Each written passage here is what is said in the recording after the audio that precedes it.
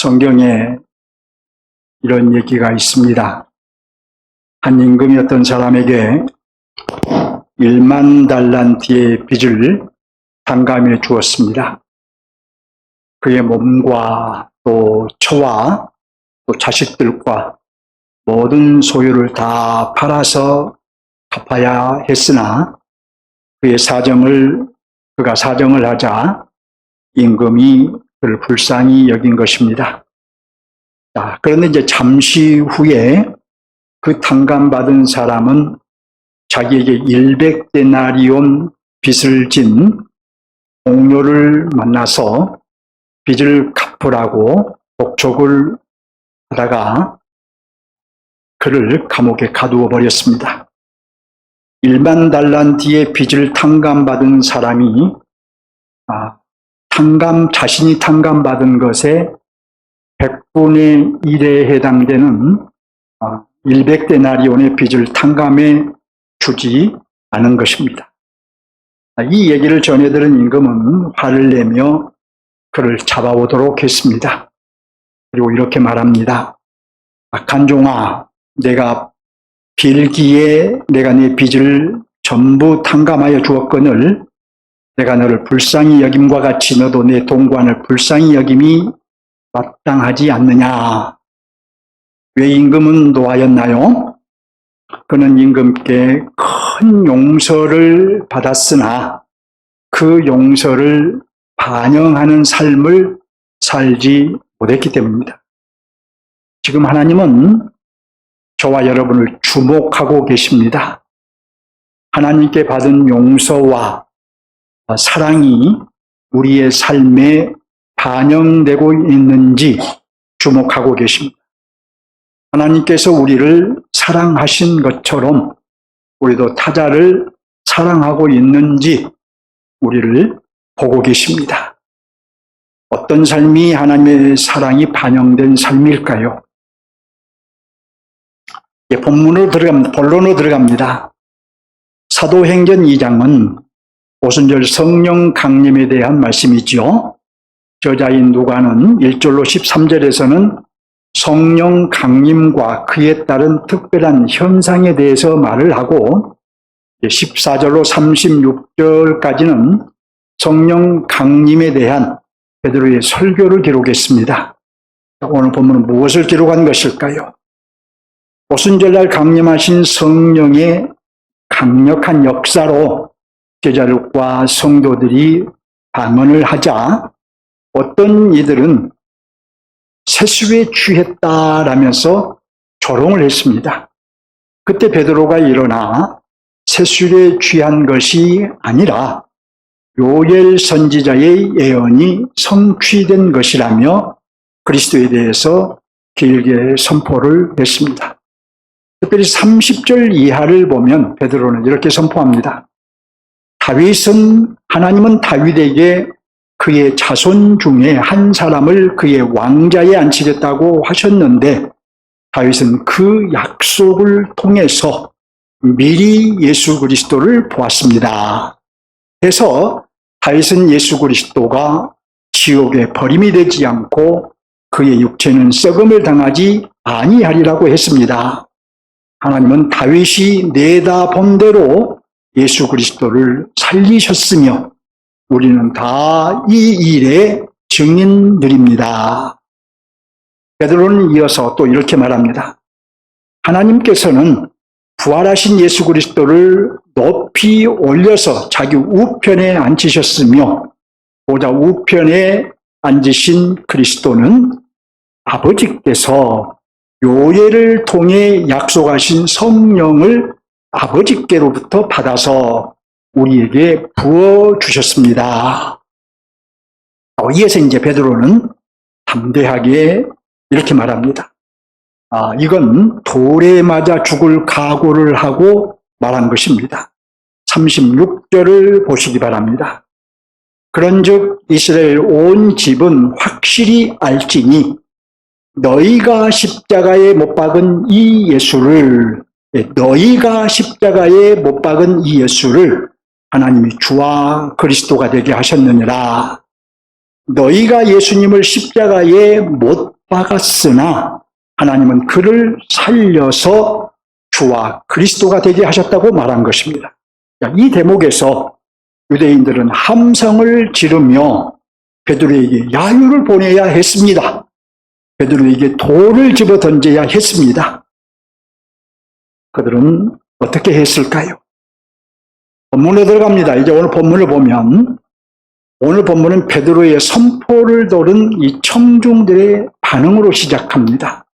이어서 그 청중들을 이끄는 베드로 사도의 지도가 나옵니다. 그런데 이 청중들의 반응도 성령의 역사로 인한 반응인 것이고 또 베드로 사도의 지도도 성령에 의한 지도인 것입니다. 따라서 이 두 가지는 결국 오순절에 강림하신 성령의 첫 번째 사역이라고 할 수 있습니다. 본문 37절을 봅니다. 저희가 이 말을 듣고 어떠했나요? 마음에 찔려라고 하지요. 이어서 베드로와 다른 사도들에게 뭐라고 물었나요? 형제들아, 우리가 어찌할꼬? 라고 물었죠. 베드로가 그들에게 너희가 부활하신 예수님을 십자가에 못 박았다고 하자 돌을 집어 던질 만한 이들이었음에도 불구하고 오히려 마음에 찔림을 받고 형제들아 우리가 어찌할꼬? 라고 물은 거예요. 술에 취했다고 조롱하던 자들이 방금 전까지만 해도 술에 취했다고 조롱하던 자들이 베드로가 전한 복음을 듣고 마음의 찔림을 받은 것입니다. 이는 베드로의 선포에 성령께서 역사하셨다는 증거입니다. 성령이 역사하셨기 때문에 그들의 마음이 녹아 찔림을 받은 거예요. 여러분, 말씀을 들을 때에 찔림을 받을 때가 있지요. 말씀을 받을 때에 아무런 찔림도 없다면 뭐가 좀 잘못된 거예요. 자, 여러분들이 말씀을 받을 때 찔림을 받은 것은 은혜인 것입니다. 말씀을 들으며 찔림을 받으면 기분 나쁘게 생각해서 토라지지 말고 오히려 애통하는 심정으로 주님 어찌하면 좋겠습니까? 라고 묻는 사람이 현명한 사람인 거예요. 그런 반응이 성령의 역사에 바르게 반응한 것입니다. 베드로는 그들에게 이렇게 말했습니다. 38절을 봅니다. 무엇을 하라고 한가요? 너희가 회개하여라고 하죠. 이어서 각각 예수 그리스도의 이름으로 세례를 받고라고 하지요. 또 이어서 죄사함을 받으라고 하지요. 그리하면 어떻게 된다고 한가요? 성령의 선물을 받으리니. 무슨 말일까요? 첫째는 너희가 회개하고 예수 그리스도의 이름으로 세례를 받고 죄사함을 받으라는 말입니다. 둘째는 그리하면은 정확히 뭐냐면 그리고라고 번역을 해야 돼요. 그리고 성령을 선물로 받을 것이다. 받으리라기보다는 받을 것이다. 이런 말이에요. 조금 문맥이 어순이 좀 문이 잘 안 맞는 것 같지만 오히려 우리말 번역이 더 맞는 것 같지만 원어 성경을 번역하면 그렇게 번역이 됩니다.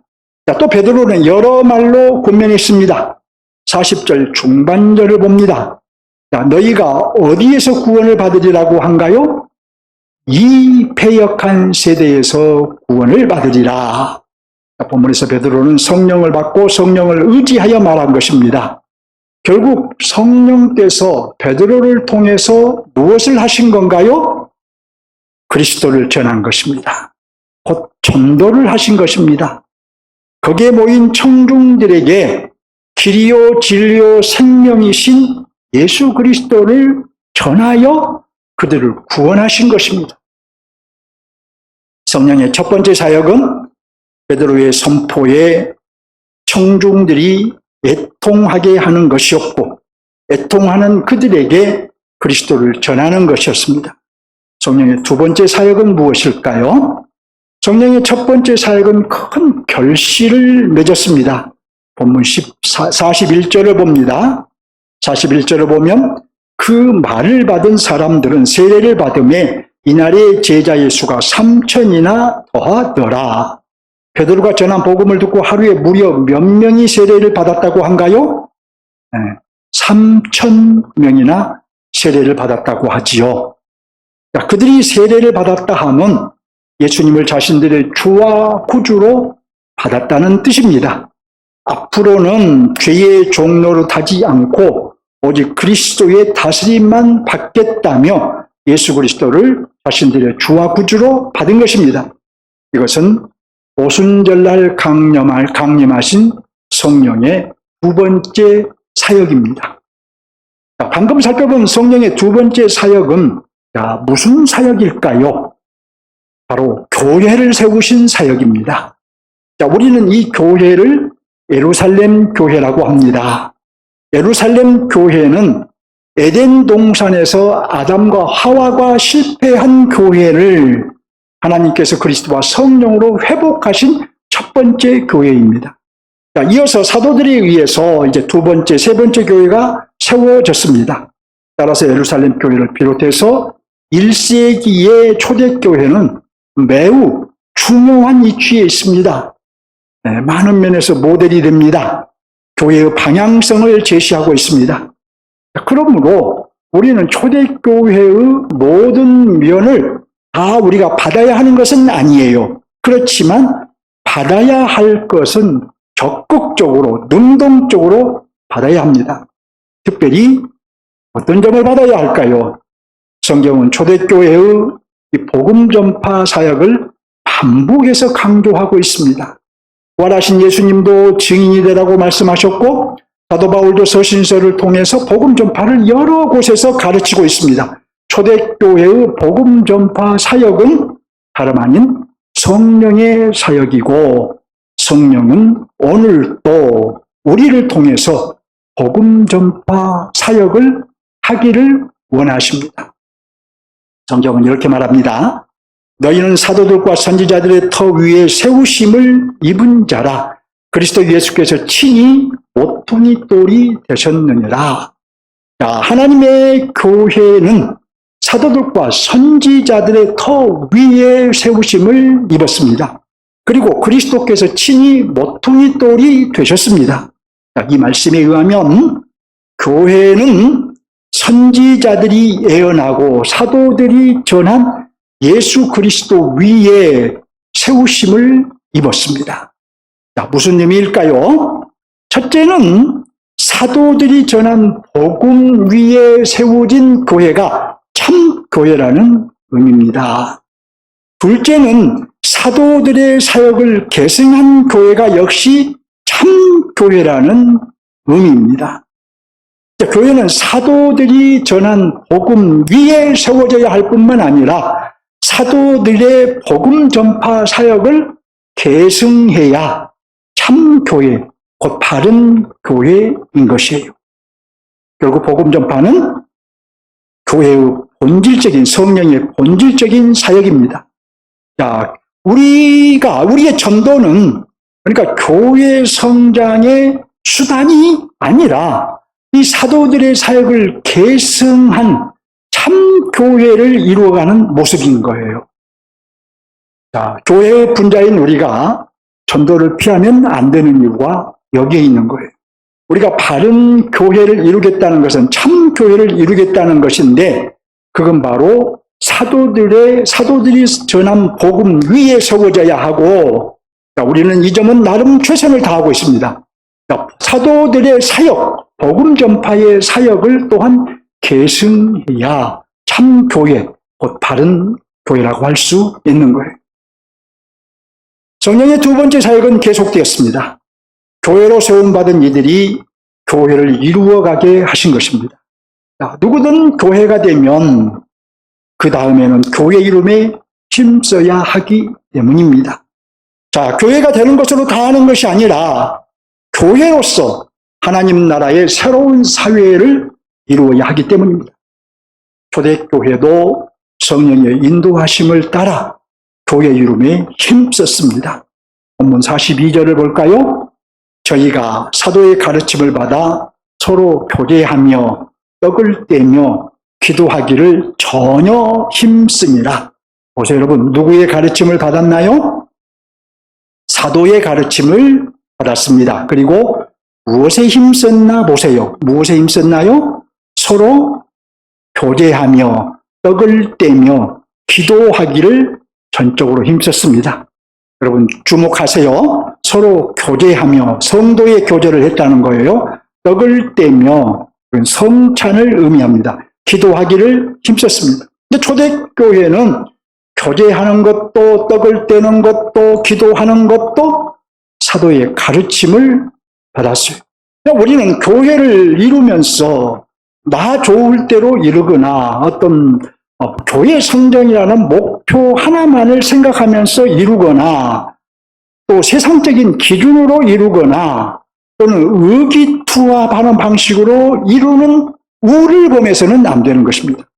오로지 성령의 인도하심을 따라 말씀에 의존해서 이루어야 합니다. 성령 안에서 주님을 머리로 인정하는 교회 이루어야 한다라는 의미입니다. 자, 또 초대교회는 이렇게 교회를 이루었습니다. 44절과 45절을 봅니다. 믿는 사람이 다 함께 있어 모든 물건을 서로 통용하고 또 재산과 소유를 팔아 각 사람의 필요를 따라 나누어 주며 초대교회의 삶을 알 수 있지요? 초대교회는 성도들이 다 함께 지내며 모든 물건을 서로 통용하고 모든 재산과 소유를 팔아 각 사람의 필요를 따라 나누어 주었습니다. 대다수의 성도들이 함께 생활하며 모든 재산을 필요에 따라 나누어 썼다는 것입니다. 여러분, 이러한 초대교회의 공동생활은 누가 억지로 이끌어가는 것이 아니었어요. 성령의 역사로 인해 자발적으로 이루어졌던 것입니다. 누가 강조하고 그렇게 하지 않으면 안 된다고 말해서 이루어진 것이 아니었어요. 성령의 역사로 이루어졌어요. 성령의 역사를 거역하고 억지로 행하는 것은 용납되지를 않았어요. 그래서 실제로 아나니아와 삽비라 부부는 사도를 속이고 억지로 동참하다가 꼬꾸라져 죽었어요. 자, 우리는 이 공동생활을 어떻게 받아야 할까요? 어떻게 이해를 해야 될까요? 이것은 모든 교회가 따라하라는 선례가 아닙니다. 왜냐하면 이후에 성경에 나온 교회의 다른 교회들을 보면 다들 이런 모습을 따라하지 않았어요. 그리고 다른 어떤 성경에서도 이것을 이렇게 하라고 가르치지를 않았습니다. 자, 이것은 초대교회, 특별히 예루살렘 교회만의 독특한 역사 중에 하나였던 것입니다. 이런 독특한 교회의 역사는 따라하라는 것이 아닌 거예요. 자, 또 초대교회는 이렇게 교회를 이루었습니다. 46절과 47절 상반절을 봅니다. 날마다 마음을 같이하여 성전에 모이기를 힘쓰고 집에서 떡을 떼며 기쁨과 순전한 마음으로 음식을 먹고 하나님을 찬미하며. 어떻게 교회를 이루었나요? 초대교회 성도들은 날마다 마음을 같이하여 성전에 모이기를 힘썼고 집에서 떡을 떼며 기쁨과 순전한 마음으로 음식을 먹고 하나님을 찬미했습니다. 교회가 부흥하니까 가정에서 함께 모이는 것이 불가능했기에 성전은 초대교회의 기도처로 사용되었습니다. 그리고 집에서는 소그룹 형식으로 모여 순전한 마음으로 성찬과 애찬을 나누며 하나님을 찬송했습니다. 성령님은 오늘 우리에게도 교회 공동체로서 부지런히 모이고 소그룹으로도 부지런히 모여서 기도하고 교제하고 예찬을 나누고 하나님을 찬송함에 힘쓸 것을 요구하신 줄 믿습니다.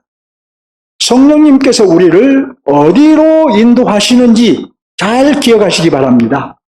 부지런히 모이도록 인도하십니다. 소그룹으로 모여서 기도하고 음식도 함께 나누어 먹고 성도의 교제를 나누도록 인도하십니다. 이렇게 모여서 예배 마치고 이렇게 예배 드리고 전부 되돌아서 집으로 가는 것을 원하시는 것이 아니라 성도의 교제도 하고 말씀도 나누고 함께 음식도 나누기를 원하신다는 거예요. 모여서 하나님을 찬송하도록 인도하십니다. 우리도 이런 교회 이름의 정신을 받아서 어떻게 해야 될 것인가, 우리도 고민을 해야 될 문제입니다. 이렇게 성령의 인도하심을 따라 교회를 이룬 초대교회는 이제 두 가지 면에서 아주 두드러졌어요. 본문 47절을 보실까요? 온 백성에게 칭송을 받으니 주께서 구원받은 사람을 날마다 더하게 하시니라. 첫째로 두드러진 면은 무엇인가요? 온 백성에게 칭송을 받았습니다. 둘째로 두드러진 면은 무엇인가요? 구원받은 사람이 날마다 더하였습니다. 이 두 가지는 사실 별개가 아닙니다. 교회는 사람들에게 칭송을 받아야 더 많은 사람이 구원을 받습니다. 교회가 칭송을 받으면 받은 만큼 더 많은 사람을 구원할 수 있고, 욕을 먹으면 먹는 만큼 전도의 문은 닫히는 거예요. 이것은 개인 전도도 마찬가지입니다. 그러므로 우리는 개인적인 차원에서든 교회적인 차원에서든 우리의 언행을 잘 살펴서 사람들에게 바깥 사람들에게 칭송을 받는 교회가 되고 성도가 되어야 할 것입니다. 자, 여러분, 본문의 핵심 메시지는 무엇일까요? 본문이 우리에게 무엇을 말하고 있을까요? 본문의 내용을 정리하면서 함께 찾아가겠습니다. 첫째로 베드로의 선포에 청중들은 찔림을 받고 형제들아 우리가 어찌할꼬라고 물었습니다. 자, 둘째로 그런 청중들에게 베드로는 너희가 회개하고 각각 세례를 받고 죄사함을 받으라, 그리고 성령을 받으라, 이렇게 말을 했습니다. 여기까지가 성령이 강림하신 성령의 첫 번째 사역이라고 말씀드렸죠. 성령의 두 번째 사역은 3,000명을 구원하여 초대교회를 설립하고 그들로 교회를 이루어가도록 인도하신 것입니다. 그들은 사도의 가르침을 받아서 서로 교제하고 성찬을 하며 기도하기를 힘썼습니다. 또 함께 생활하며 모든 물건을 나누어 쓰며 재산과 소유를 팔아 필요를 따라 나누어 썼습니다. 또한 날마다 성전에 모이기를 힘쓰고 음식을 함께 나누며 하나님을 찬미했습니다. 이 모든 것은 성령께서 주도하신 일이었습니다. 결국 오늘 본문은 오순절날 강림하신 성령의 사역을 말하고 있습니다. 성령께서 구원받을 자에게 죄인임을 깨닫게 하시고 우리가 어찌하면 좋을꼬 하며 길을 구하게 하시고 구원하신 후에는 교회로 부르시어 교회를 이루어가게 하신 것입니다. 이것은 성령의 본질적인 사역인 거예요. 성령은 은사를 주기 위해서 오신 것이 아니라 바로 이것이 성령의 본질적인 주된 사역이라는 것입니다. 이제 본문을 적용할 차례입니다. 본문의 핵심 메시지를 첫째로 적용하겠습니다.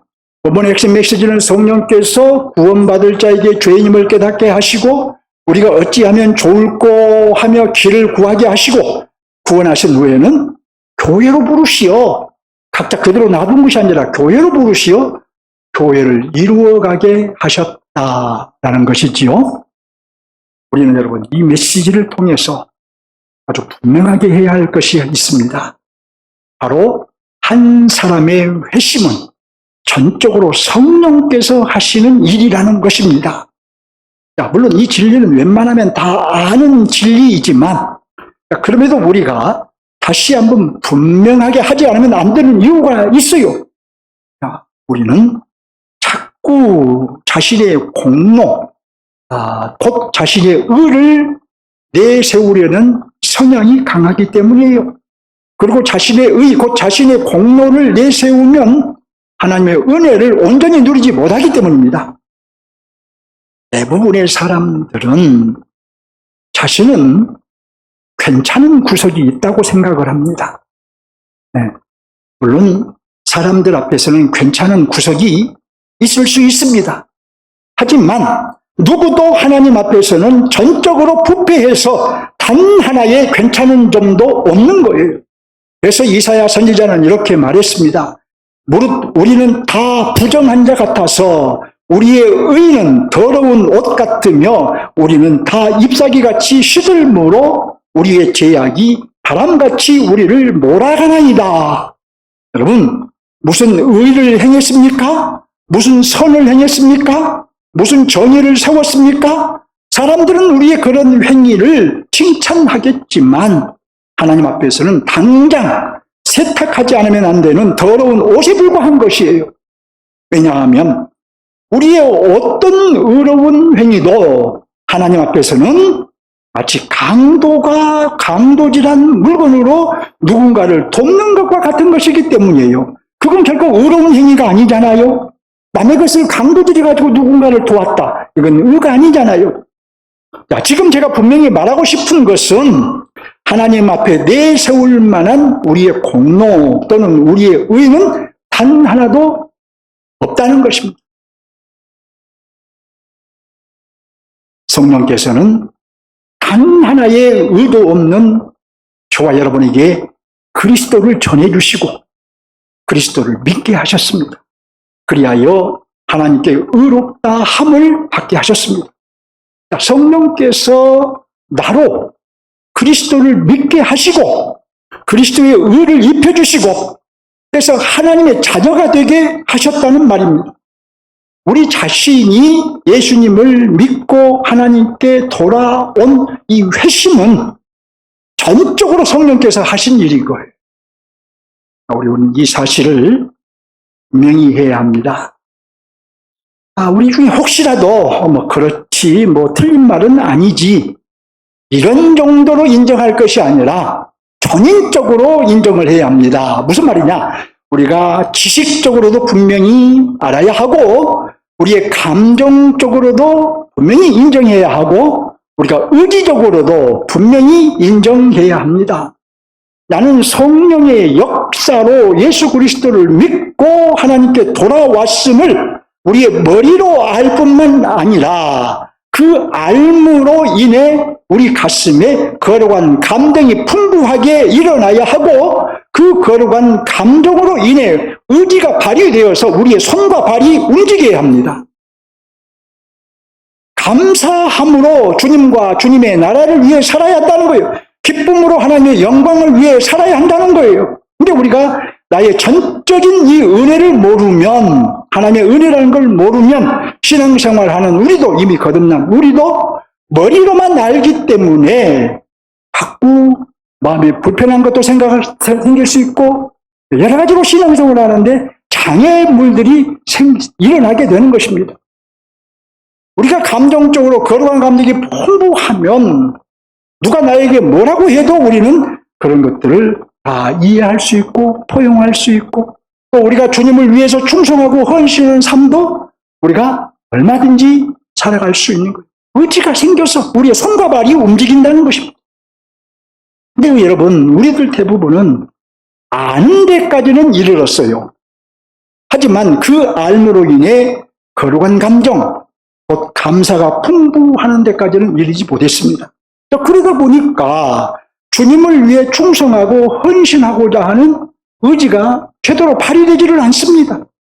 나는 소망 없는 죄인이었으나 성령께서 나를 회심시켜 하나님의 자녀가 되었다는 이 진리는 받아들이는데 그 뒤를 따라야 하는 거룩한 감동이 일어나지 않고 의지가 발휘되지 않는 것이 우리의 현실입니다.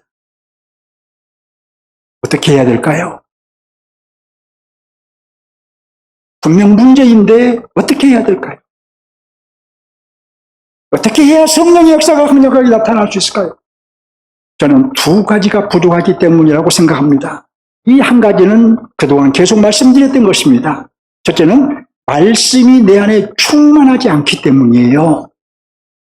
말씀이 충만하지 않으니까 성령이 충만하실 수 없고, 따라서 성령의 역사가 미미하게 나타날 수밖에 없는 것입니다. 여러분, 여러분의 마음을 한번 들여다보세요. 여러분의 마음을 지금 들여다보세요. 여러분의 마음에 10개의 그릇이 있다고 치면 주님과 말씀이 담겨있는 그릇은 몇 개나 된가요? 어떤 분은 10개의 그릇 모두에 돈과 자녀와 욕망과 어떤 세속적인 것들이 가득 채워져 있을 것입니다. 물론 돈과 자녀와 육적인 것들이 채워진 그릇도 있어야 합니다. 자, 그런 것들이 채워진 그릇이 몇 개 있는 것은 자연스러운 것이에요. 문제는 주님과 말씀이 채워진 그릇이 없다는 것입니다.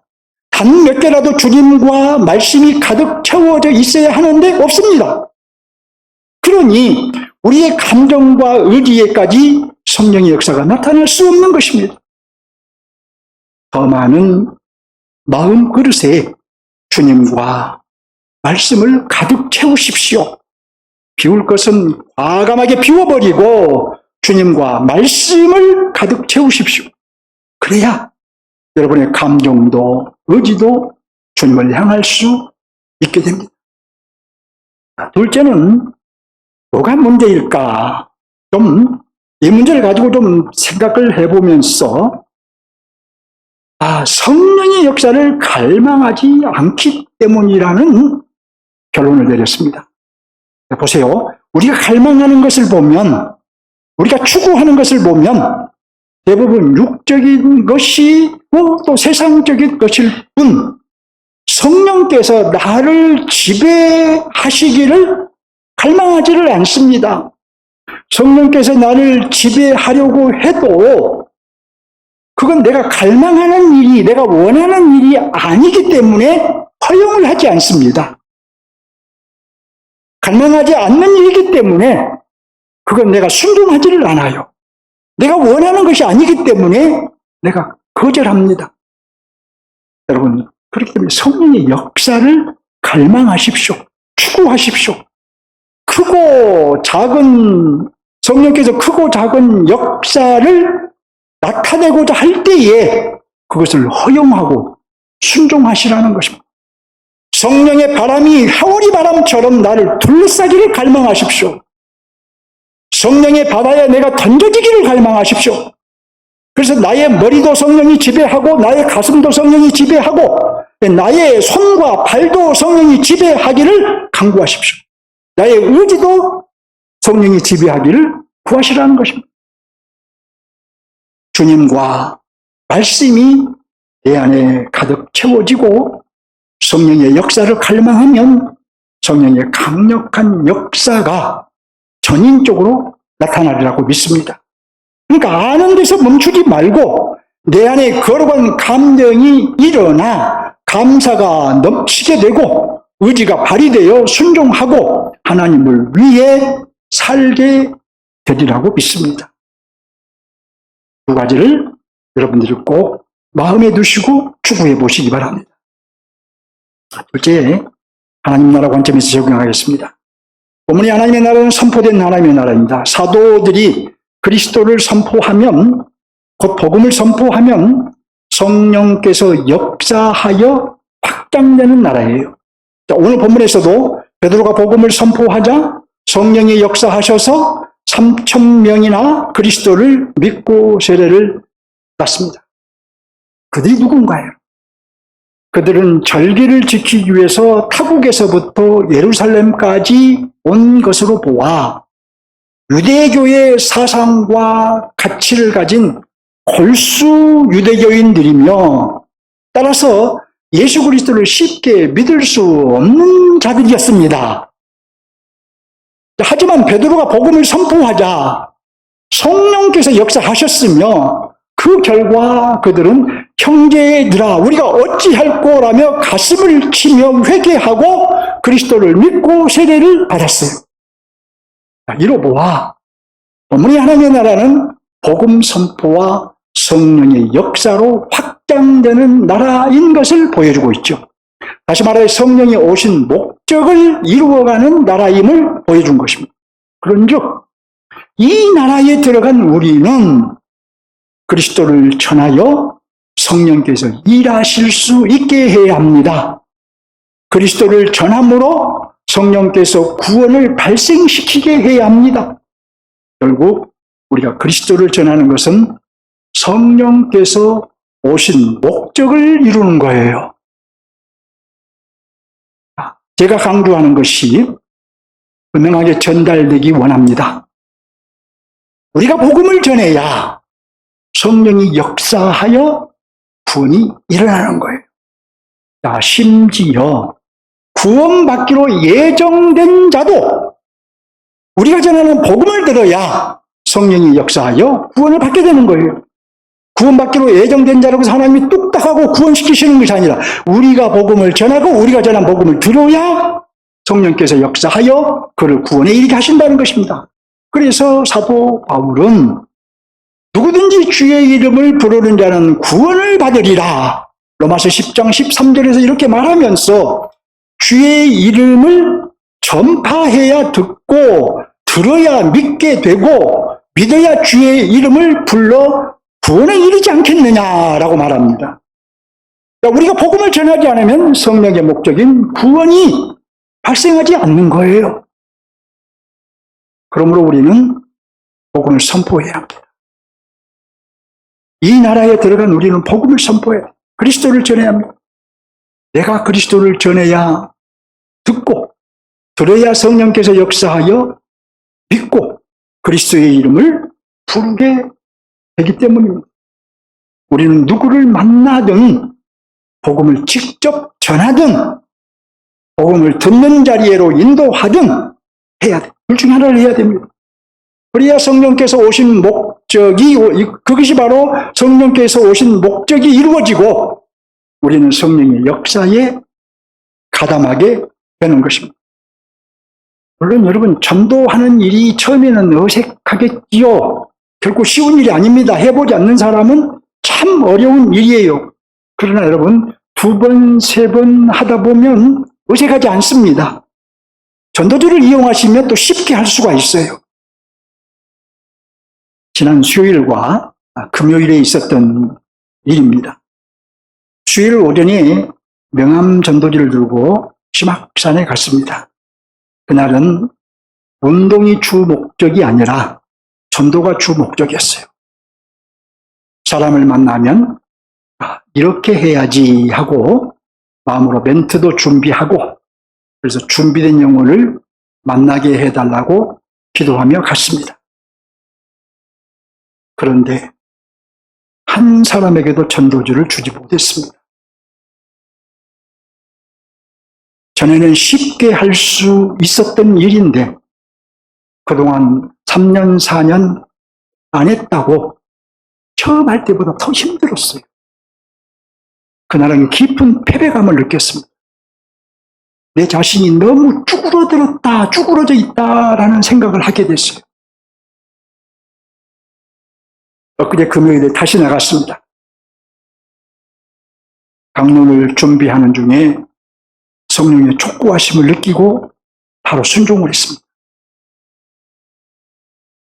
말씀을 준비 중이라며 얼마든지 핑계할 수도 있었지만 거기에서 멈추고 바로 순종을 했어요. 망설이지 않고 전도 명함지를 들고 또 간절히 기도하면서 나갔습니다. 이날은 이 사람에게도 전달하고 저 사람에게도 전달할 수 있었습니다. 의미 있는 만남도 있었습니다.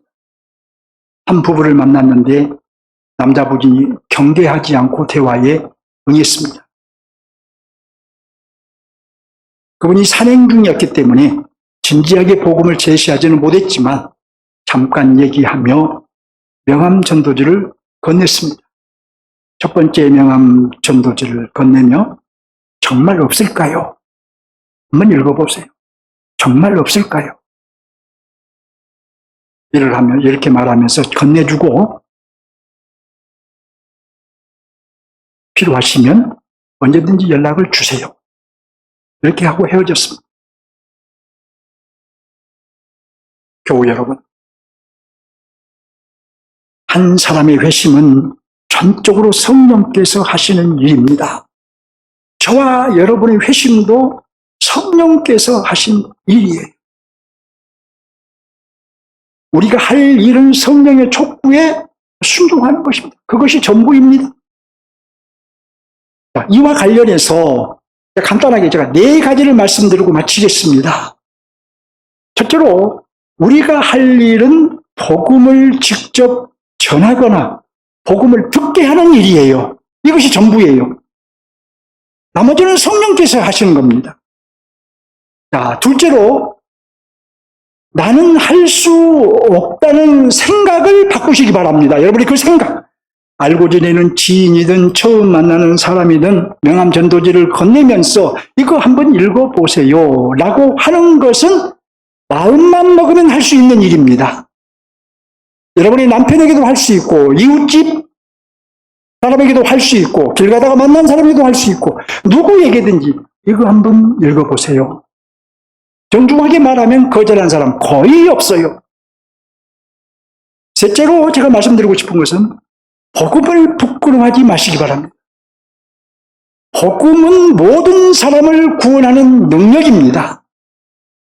복음을 부끄러워하는 것은 전능자 하나님보다 피조물인 사람을 더 의식하고 있기 때문이에요. 넷째로 사단의 말에 속지 마시기 바랍니다.